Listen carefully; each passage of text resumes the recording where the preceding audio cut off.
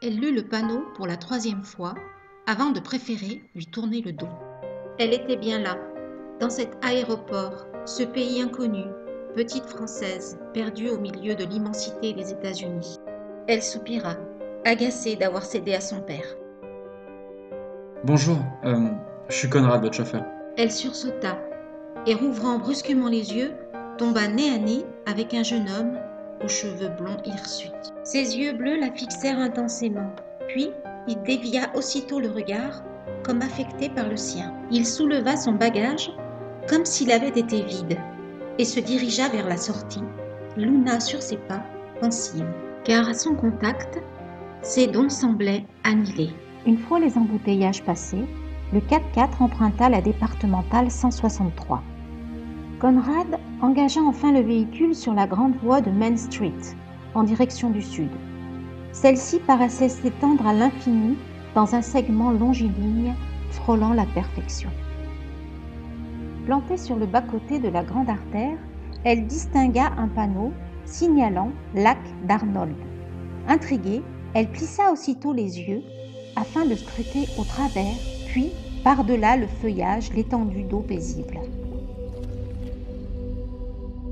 8 kilomètres plus loin, les pneus du bolide vibrèrent en franchissant des rails ferroviaires, avant de se rapprocher d'un petit pont sous lequel s'écoulait un large cours d'eau agité.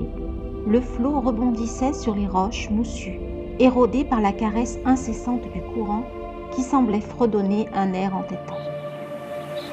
Silencieux, les mains posées sur le volant, Conrad se concentrait sur la route. Tandis que privée de ses sens, Luna sentait la nervosité monter en elle. Quelques kilomètres plus loin, noblement érigés, des mélèzes, des érables et des pins habillaient les bas-côtés de la route d'un manteau de verdure foisonnant, unifiant parfaitement leur ton.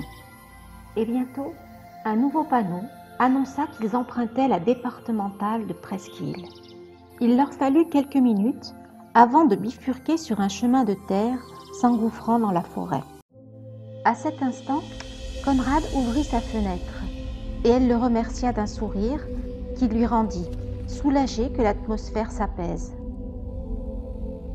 Au bout du chemin, elle distingua bientôt les contours d'une maison imposante.